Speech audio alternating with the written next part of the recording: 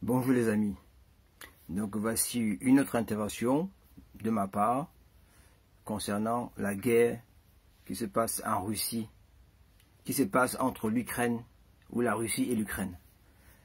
Voilà, donc j'ai fait un post il y a 2 jours pour expliquer aux deux parties que l'intérêt était de stopper la guerre. Voilà, parce qu'il en valait des conséquences que l'on est en train de voir actuellement.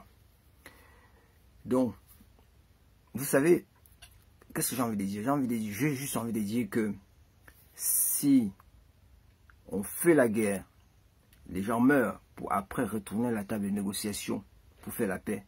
C'est stupide, n'est-ce pas? Donc, la seule issue qui puisse arriver ici et maintenant, dans cette guerre qui se passe en Russie et en Ukraine, c'est tout simplement de négocier et de stopper la guerre. Aucune puissance au monde, dans ce siècle aujourd'hui, aucune puissance au monde ne peut militairement occuper une autre et y rester. C'est impossible. Surtout si les leaders de ce pays-là ont comment dirais-je, la population avec eux. Donc il serait difficile à une puissance, fût-elle la plus forte au monde, de pouvoir aller et contrôler un peuple. C'est impossible.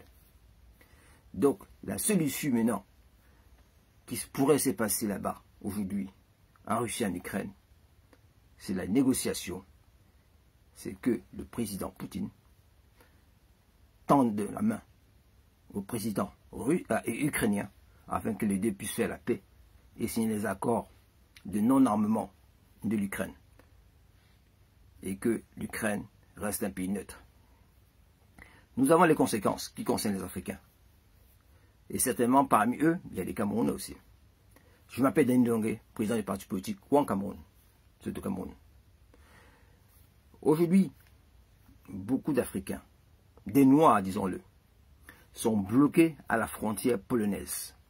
D'autres sont empêchés même de prendre le train pour se sauver des bombardements qui se passent en Ukraine. Si tous ces Africains-là sont bloqués à la frontière polonaise, c'est qu'il y a une raison. La raison, c'est qu'ils sont résidents ukrainiens et que passer la frontière polonaise, cela suppose entrer dans l'Europe. Donc, ce qui s'est passé à la frontière polonaise, c'est tout simplement que la porte de l'Europe se ferme aux Africains qui fuient la guerre. Donc, on comprend très bien que l'homme africain ne compte pas. Parce qu'il y a la guerre, les gens fuient la guerre.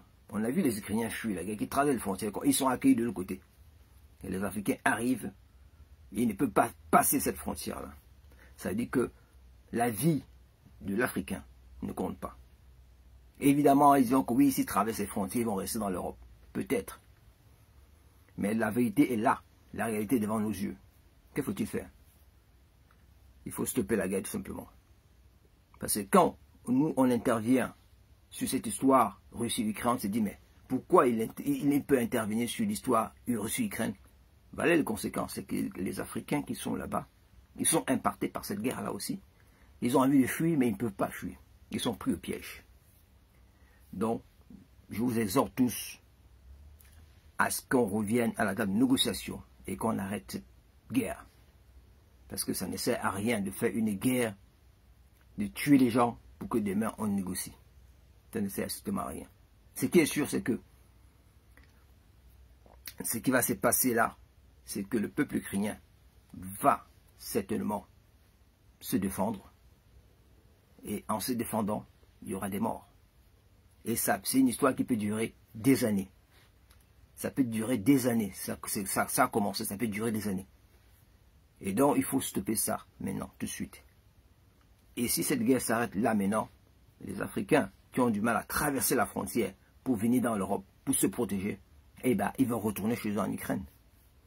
Voilà. Donc, c'était mon intervention d'aujourd'hui pour dire tout simplement que aujourd'hui, en 2022, aucune puissance, fût-elle la plus forte au monde, ne peut envahir un pays et y rester si les leaders de ce pays-là sont soutenus par la population.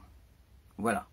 Donc, ce message-ci, j'espère qu'on l'entend, qu'on le partage et que le monde entier regarde aussi là-bas. Regarde les Africains qui sont à la frontière Pologne, Ukraine et qui ne peuvent pas entrer dans l'Europe. Parce que l'Europe ferme ses frontières aux Africains. Et que les Africains doivent savoir cela. Donc, M. Poutine, s'il vous plaît, tendez la main au président ukrainien et arrêtez cette guerre. Parce que nous, les Africains, on n'a rien demandé et on est impactés aussi par cette guerre-là. Voilà. On aura besoin de la Russie en Afrique.